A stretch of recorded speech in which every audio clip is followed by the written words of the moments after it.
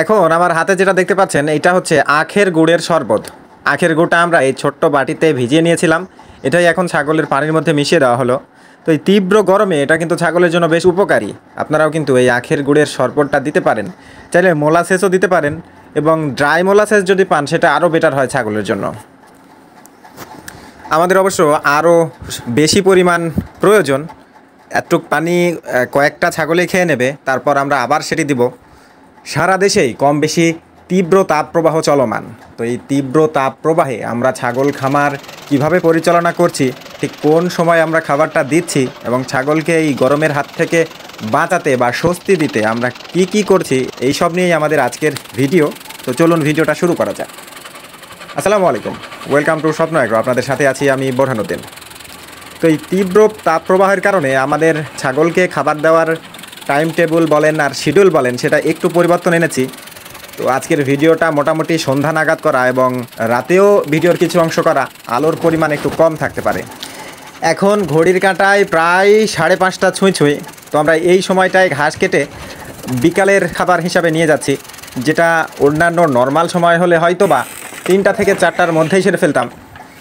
তো তীব্র তাপপ্রবাহ বা তীব্র গরম যেটাই বলি না কেন, তো এই গরমের কারণে সূর্যটা যখন হেলে পড়বে, আপনার খামারে যখন ছায়া আসবে, ঠিক তখন যদি ছাগলগুলোকে খাবার দেওয়া হয়, একটু গরম কম থাকে, তখন কিন্তু তারা খুব ভালোভাবে খেতে পারে।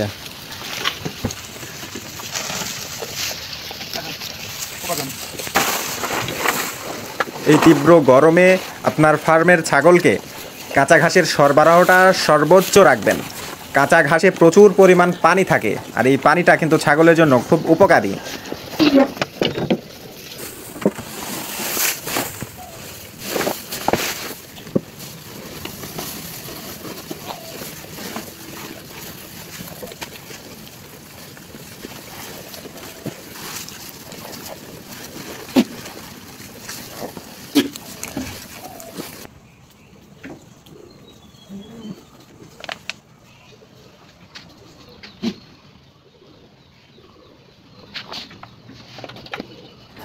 আমাদের খামারে সারাদিনই সূর্যের রোদ পড়ে।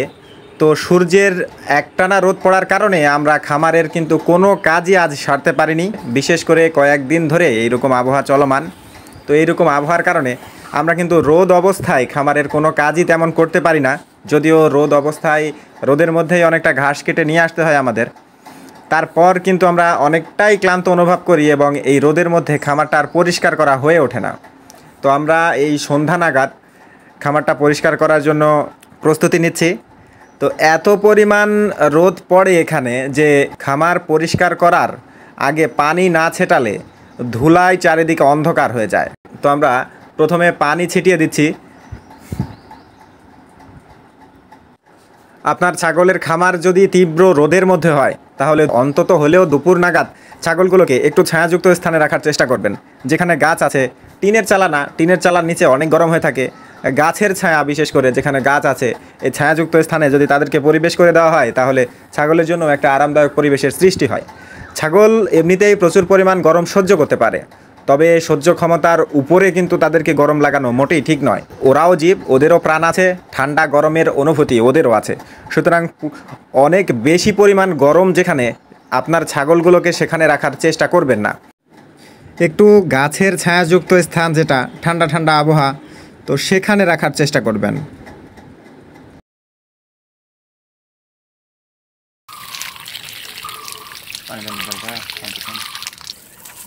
আমাদের খামারের মাঝেই কাঁঠাল গাছটা রয়েছে। তো মোটামুটি আলহামদুলিল্লাহ যথেষ্ট পরিমাণ কাঁঠাল এসেছে। প্রতি বছরই এই গাছ থেকে অনেক বেশি পরিমাণ কাঁঠাল আমরা পেয়ে থাকি। এখন মোটামুটি প্রায় সন্ধ্যা হয়ে এসেছে, মাগরিবের কাছাকাছি। তো আমাদের ছাগলগুলো কিন্তু এখনও ঘাস খাচ্ছে। তো দুপুর টাইম, যেটা 2টা-3টা নাগাদ যদি আপনি খাবার দেন, তাহলে কিন্তু ছাগলগুলো যথেষ্ট পরিমাণ খেতে পারবে না। সে তুলনায় আপনি যদি সন্ধ্যা নাগাদ এদেরকে খাবার দেন অনেক বেশি সময় ধরে খায় এবং অনেক বেশি পরিমাণই খায়। সুতরাং এই গরমের সময় বিশেষ করে যে কদিন তীব্র তাপপ্রবাহ চলমান থাকবে এই কয়টা দিন অন্তত সন্ধ্যা নাগাদ খাবার দেওয়ার চেষ্টা করবেন এবং সন্ধ্যার সময় একটু খাবারটা বাড়িয়েও দেওয়ার চেষ্টা করবেন। মাগরিব হয়ে আসুক, মাগরিব পার হয়ে আসুক, কোনো সমস্যা নেই। আপনার ছাগল যতক্ষণ খায় আপনি ততক্ষণ তাদেরকে খাওয়াবেন সন্ধ্যায়। এরা আমাদের খামারের একেবারে ছোট বাচ্চা, মাত্র 2 দিন বয়স ওদের। তো আমরা সকাল সকাল ছাগলগুলোকে গাছের পাতা খেতে দিয়েছিলাম, কিন্তু তারপর দেখতেই পাচ্ছেন গাছের পাতার সাথে সাথে তারা কিন্তু ডালের ছাল পর্যন্ত খেয়ে ফেলেছে। তো আপনি যদি রেগুলার না দিয়ে অল্প অল্প করে প্রতিদিন বা 2-1 দিন পর পর বিভিন্ন চেঞ্জ করে করে বিভিন্ন জাতের পাতা খামারে সরবরাহ করেন তাহলে কিন্তু তাদের রুচিটা ভালো থাকে, সেক্ষেত্রে ঘাসটাও বেশি খায়। আবার যারা পাতা একেবারে বেশি পরিমাণ দিয়ে থাকেন, যে একই জাতীয় পাতা প্রতিদিন অথবা সারাদিনই পাতা দিয়ে রাখেন, সেক্ষেত্রে কিন্তু ছাগলের রুচির অনেকটাই সমস্যা দেখা যায়, ছাগল কিন্তু ঠিকমতো খেতে চায় না। তো আমরা এই ডালগুলো কিন্তু পরিষ্কার করতে পারিনি, অন্যান্য দিন হলে হয়তো এতক্ষণে পরিষ্কার করে ফেলতাম। আমরা গরমের কারণেই বিশেষ করে সন্ধ্যা নাগাদ এগুলো সব পরিষ্কার করা হচ্ছে।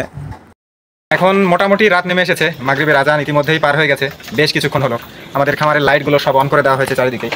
তো আমাদের ছাগলগুলো কিন্তু এখনও তারা খাওয়া দাওয়া করছে। সারা দেশের এই তাপপ্রবাহের মধ্যে ছাগলগুলো তীব্র গরমে কিন্তু দুপুর থাকতে বা দুপুরের কিছু পর পর এই সময় ছাগলগুলো ঠিকঠাক খেতে পারছে না, যার কারণে সন্ধ্যার এই ঠান্ডা হালকা ঠান্ডা আবহাওয়া আসলে মানে খাওয়ার জন্য তারা অনুকূল পরিবেশ পায়। সেজন্য এই সময়টায় আপনারাও খাবার দেওয়ার চেষ্টা করবেন।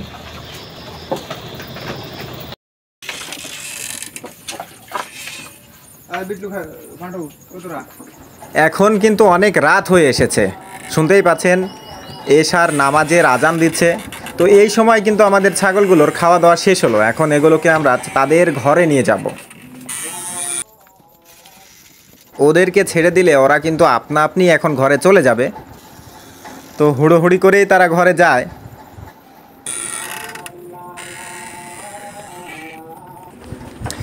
আপনাদের মধ্যে যারা রেগুলার দর্শক তারা হয়তো জেনে থাকবেন যে আমার ছাগলের ঘরটা বেশ উঁচুতে।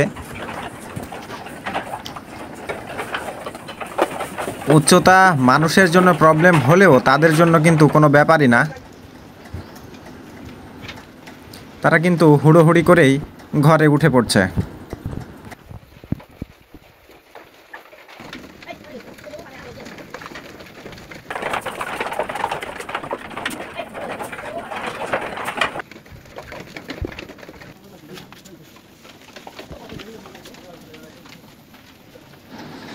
আমাদের সমস্ত ছাগল রাতের শেডে চলে এসেছে।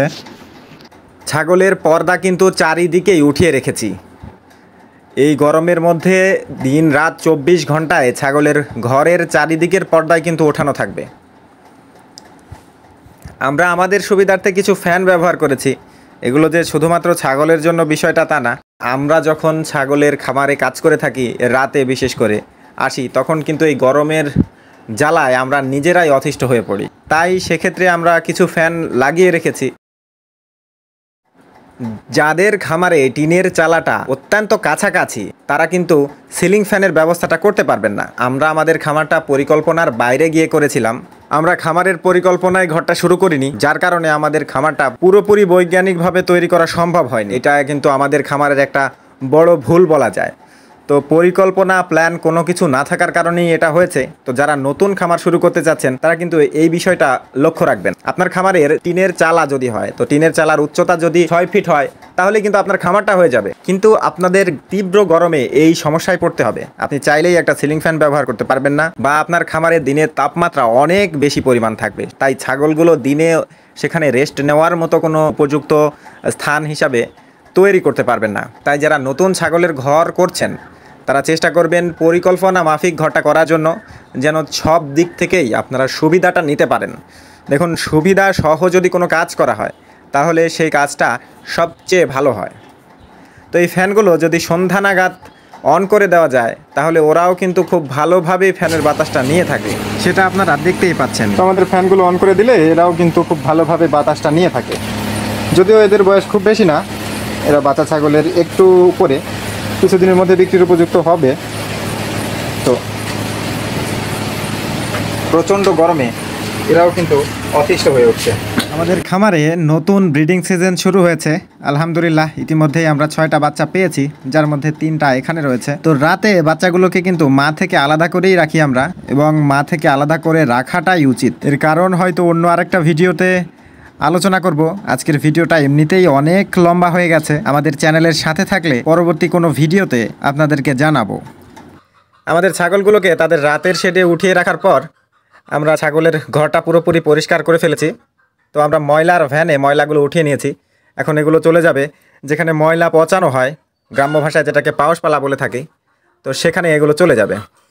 আপনাদের মধ্যে যারা নতুন ছাগল খামারে আগ্রহী, তাদের কিন্তু একটা বিষয় অবশ্যই মাথায় রাখতে হবে, আপনাকে এই কাজগুলো প্রতিদিনই করতে হবে, সেটা গরম হোক বা শীত হোক বা বৃষ্টি হোক। আজকের মতো ভিডিওটা এখানেই শেষ করছি। আল্লাহ আপনাদের সবাইকে ভালো রাখুক, সুস্থ রাখুক। আল্লাহ হাফেজ।